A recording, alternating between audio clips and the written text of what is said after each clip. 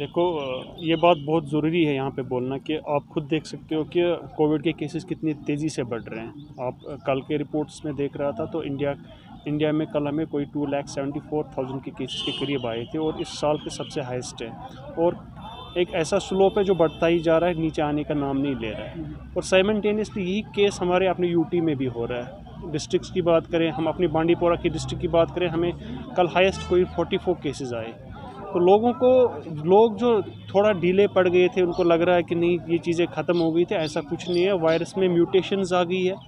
और सबसे बड़ी बात है, जो डॉक्टर्स का हमें सलाह मिलती है, उनका कहना है कि इसमें सिम्टम्स बहुत कम है, डेथ इसकी फैटेलिटीज़ ज़्यादा है। तो ये चीज़ बहुत सीरियस नोट पे लेनी पड़ेगी। लोगों को बहुत एहतियात बरतने की ज़रूरत है। और इसमें 2-3 मेजर स्टेप्स जो हमें लेने की ज़रूरत है। एक तो सबसे इम्पॉर्टेंट जो है वो एक तो सोशल डिस्टेंसिंग और मास्क पहनना ज़रूरी है। ये मास्क पहनना कोई फैशन वाली चीज़ नहीं है, ये रियली आपको बचाने वाली चीज़ है। और आपको खुद भी नहीं पता चलता है कि आप एक इन्फेक्शन कैसे दूसरे बंदे के पास ले जाते हो।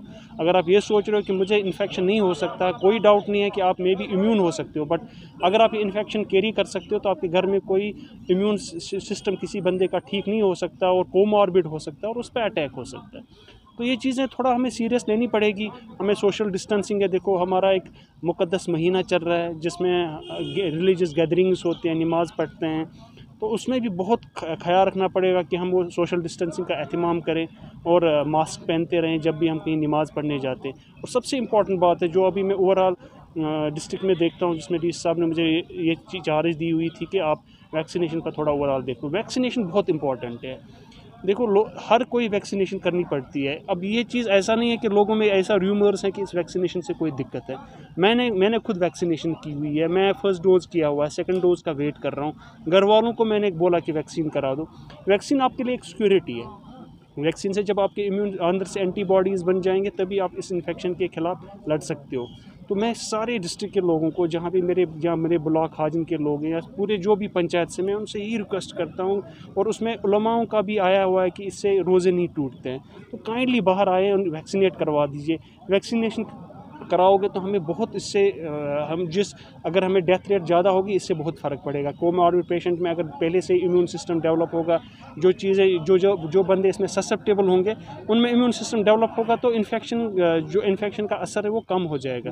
तो मैं फिर से सारे लोगों को आपके माध्यम से एक बार फिर रिक्वेस्ट करता हूँ, उनको कहता हूँ कि हमने बहुत सारे सेंटर्स, कोई 31-32 साइट्स हमने रखी हुई है, लोकेशंस रखी हुई है वैक्सीनेशन के लिए। यहाँ अगर आपको दिक्कत हो रही है, अब लगता है दूर है साइट्स, हम आपके हल्के में लेके आएंगे साइट, वहाँ आइडेंटिफाई कर दीजिए, आपको लोग घर डोर तक लेके आएंगे। बट आपसे यही रिक्वेस्ट है कि आप बाहर आए और वैक्सीनेट करवा दें। तो सर मैं फिर भी एक चीज़ कहता हूँ कि लोगों में जो डर निकल गया है वो डर उनको वापस लाना है, क्योंकि ये चीज़ बहुत ख़तरनाक है। आपको नहीं पता, आप अगर न्यूज़ देखते हो, आप देखें हमारे इंडिया के बाकी स्टेटों में कहीं सैचुरेशन हो गई है हॉस्पिटल्स में, और बंदे खुद अपना ऑक्सीजन सिलेंडर लेके रोडों पे बैठे हुए हैं। तो ऐसा खुदा ना करे ये ऐसी सूरत हमारे यहाँ पे भी आए और हमारा हेल्थ सिस्टम को इतना सैचुरेट नहीं करो। ऑलरेडी हमारे जो हेल्थ के वर्कर्स हैं वो ऑलरेडी बहुत सैचुरेट हो गए, बहुत थक गए हैं। तो खुद अपनी प्रिवेंशंस ले लीजिए। मार्केट प्लेस पे जाना है, कहीं पे जहाँ पे भी गैदरिंग है, जहाँ फुटफॉल ज़्यादा है, आप खुद एक मुअज़्ज़ज़ शहरी बन के वो चीज़ ख्याल रखें, मास्क पहनते रहें, सोशल डिस्टेंसिंग मेंटेन करें।